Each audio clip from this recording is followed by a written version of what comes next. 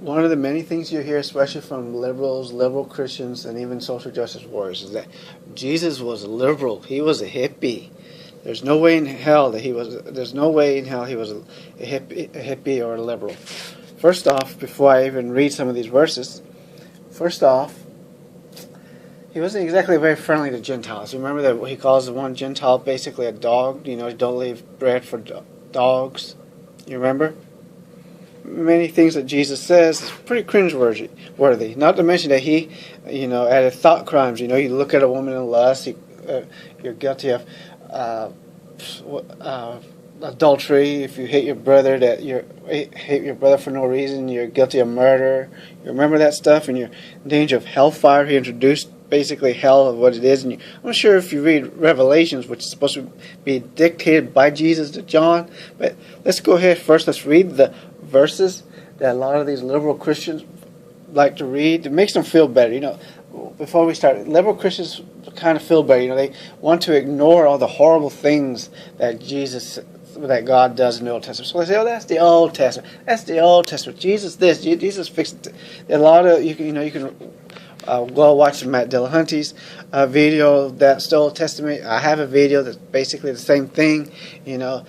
And there's a verse for that too. Jesus, this is the same yesterday, today, and tomorrow. The same bloody, filthy, disgusting, mean-spirited, genocidal maniac in the Old Testament is the same one in the New. So you liberals hate to tell you this, but Jesus ain't love. I know you want to tell yourselves that Jesus is all love. And I got these, just so you know, from the King James Bible online.org. That's where you can get these, any verses you want. Jesus is not a liberal. Sorry. He had no problem with throwing people in hell. But let's, chapter 8, verse 1. This is their favorite verse. Jesus went up to the Mount of Olives, and early in the morning he came again into the temple, and all the people came unto him, and he sat down and taught them. Sorry about how the video is turning out right now. And the scribes and Pharisees brought unto him a woman taken in adultery, and when they had set her in the midst, they say unto him, Master, this woman has taken in adultery. What's taken in adultery? In the very act. Now Moses in the law commanded us that such should be stoned. But what sayest thou? This they said, tempting him that they might have to accuse him. But Jesus stooped down and with his finger wrote on the ground, as though he heard them not. So when they continued asking him, he lifted up himself and said unto them, He that is without sin among you, let him cast a stone at her. And again he stooped down and wrote on the ground. And they which heard it, being convicted by their own conscience, went out one by one, beginning at the eldest, even unto the last. And Jesus was left alone, and the woman standing in the midst. When Jesus had lifted up himself, and saw no one but the woman, he said unto her, Woman, where are those thine accusers? Hath no woman condemned thee? She said, No man, Lord.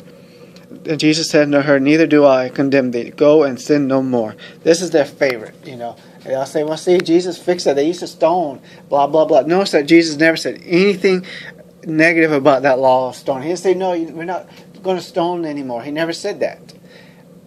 He never says that. The thing is, though, according to the law, they were supposed to bring the man also to be stoned.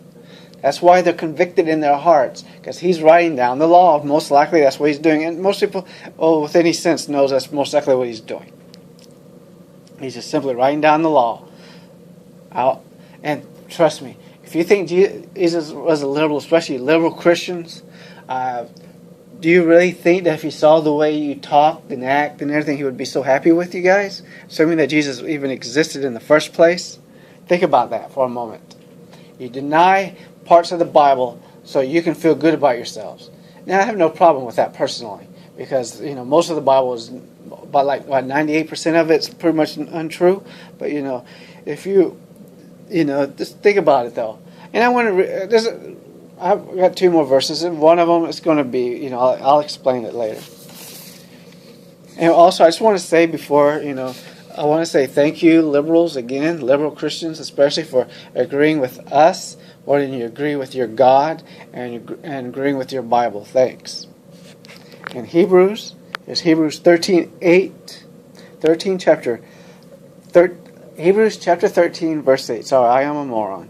Jesus, the same yesterday and today and forever. Sorry, but he does not change. It just does not. He did not change. He did not change the New Testament. He did not change the laws. He didn't overwrite the laws or any of that. And of course in Romans, which I didn't copy down, Romans chapter 1, read that. It tells you people are doing things that are worthy of death.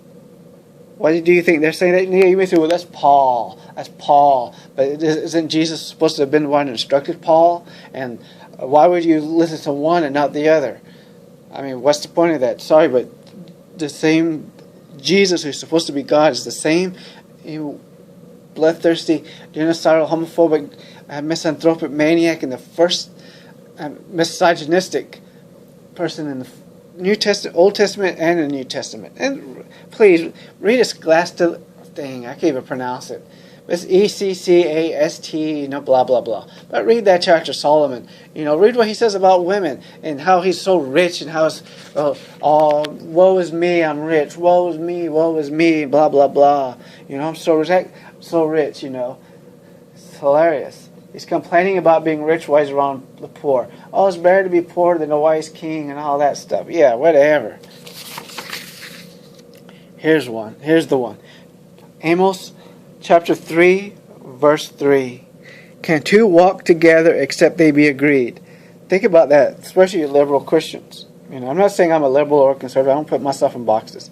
But ask yourself, if you're not agreeing with most of your so-called holy book, then maybe you ought to start looking up videos like the Bible Skeptic, Armor Skeptic, the Logic, and Matt Dillahunty, the Atheist Experience. Look up all of them, watch their videos. There's a lot of books and stuff you can read and learn and all these things about your religion, whether you're Christian, Muslim, Jew, or whatever, and start learning about it. Maybe you're not as Christian as you think you are.